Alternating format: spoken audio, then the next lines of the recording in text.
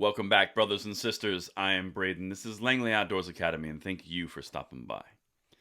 All right, guys, what we're going to talk about for this episode of the Bullet Points is a specific NPR article that I've got for you coming out of Aurora, Colorado.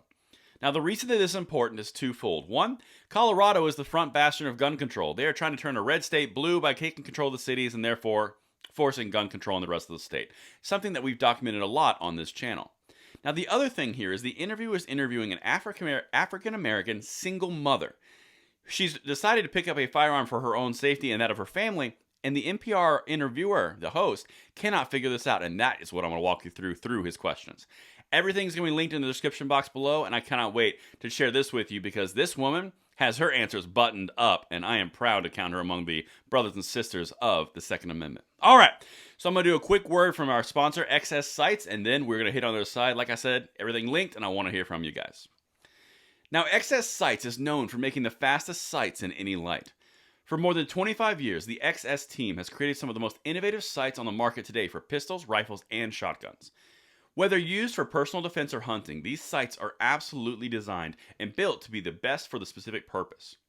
With different designs to fit your personal sight needs, from tritium to non-tritium, XS Sights is what you need for your personal firearm. And there's a link in the description box below. And thank you so much to XS Sights for sponsoring this week's videos. All right, so let's dive into this, guys. If you guys are listening to something or looking for something to listen to, about a 6-minute audio, this is a really good clip. It's linked in the description. And hearing her voice really does bring some personality to it. But let's keep going. Meet this new gun owner, a single mom in Colorado. Now, this fits into a lot of people's description of new gun owners, right? Well, NPR is trying to get to the bottom of this. What could cause people to walk away from gun control? Check it. Scott Simon is the host. He's the interviewer. We caught up this week with a busy mother after work. By way of introduction, she told us where she lives in Aurora, Colorado. Simon, host again. Mashika Gaddis is 33 and works in accounts receivable for a chain of donut shops. She is a single mother and the new owner of a 9mm pistol. An industry trade group estimates nearly 5.5 million Americans bought guns for the first time last year. And Black Americans represent the fastest growing group of gun owners. To understand what might be driving gun sales, we're going to talk with some new gun owners every now and then, and we begin with Mashika Gaddis. Two things there. We've covered the fact that the new gun buyers was a huge number. The second thing is that demographic change. They're trying to figure this out. That's what they're going. What's driving the gun sales? That's what that means. All right. So here's the first part. I'm just going to break this interview down, some snippets that I thought were powerful, and you guys can let me know what you think in the comments field below. Gaddis, this is the interviewee. This is the single mother. So there was a couple of nights where I'd come home and there would be people in the hallway, like really close to my door. And the way my apartment building is set up is if you don't know anybody up there, you shouldn't be upstairs. There were a couple of nights I felt like I probably needed some protection or probably should have let somebody know I was going in late, but I didn't think about it until there were people standing way too close to my door. So that was a response to a question of, why did you buy a gun? Because her family and herself felt threatened. Something was out of place and she's taking care of it herself. She even alludes here to the police response. She has everything buttoned up. This is a really, really well-prepared young lady. All right. This is my favorite part so far. Second Amendment, baby. It is for everybody. All right. Gaddis, again, single mother. Really, I got it for the protection of my home. I have an 8-year-old, and it's just the two of us right now.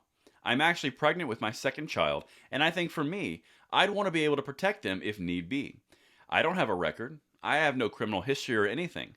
So I think the best thing for me to exercise my Second Amendment rights and be a gun owner. Boom, baby! That's correct, because the Second Amendment is for everyone. Now, when she's answering these things to this NPR host, I can only imagine what's going through his head, because you can start to hear the questions are going to start to get a little slanted. Check this out, because she's ready for it, though. I'm loving it. Simon, this is the host. Oh, thank you.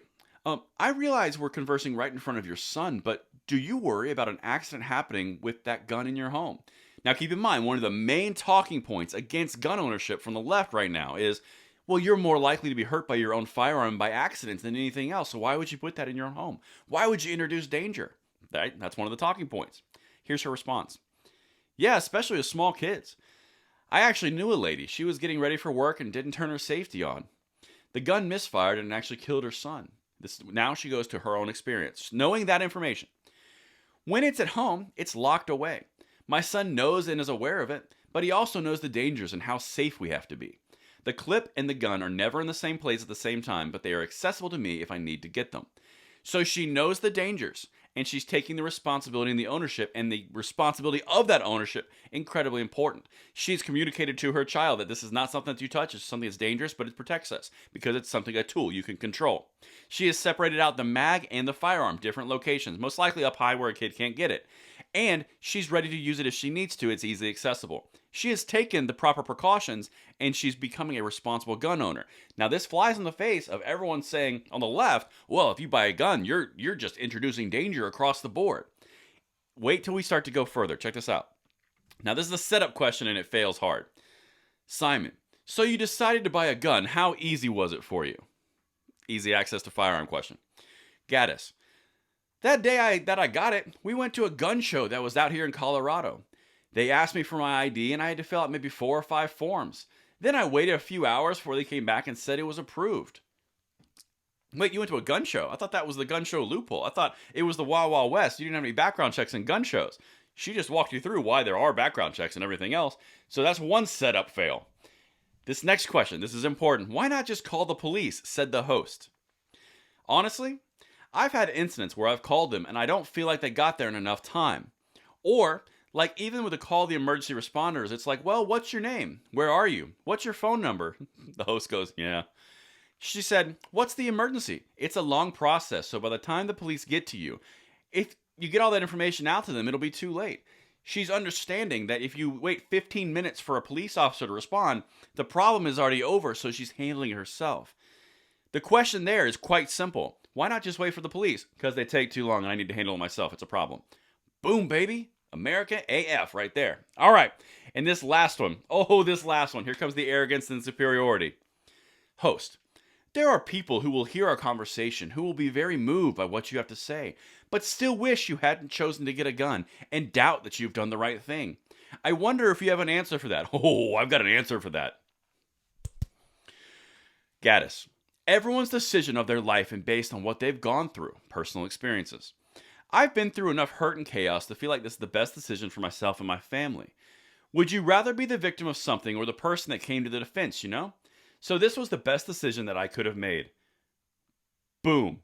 How do you dismantle a gun control interview from NPR? You do it with poise, you do it with grace, and you do it with responsible gun ownership. Boom, baby. Now, the NPR author here, the host, is trying to angle it and work in all the gun control points, but she's ready, she's prepared, and they're never going to find why are people going against my narrative. It's because they've thought it through, and we are prepared, and we are responsible, and we are taking that responsibility on ourselves, and that's the beauty of it. Let me know what you guys think, and I'll see you tonight at the 9 p.m. segment. I'm Braden. See you later.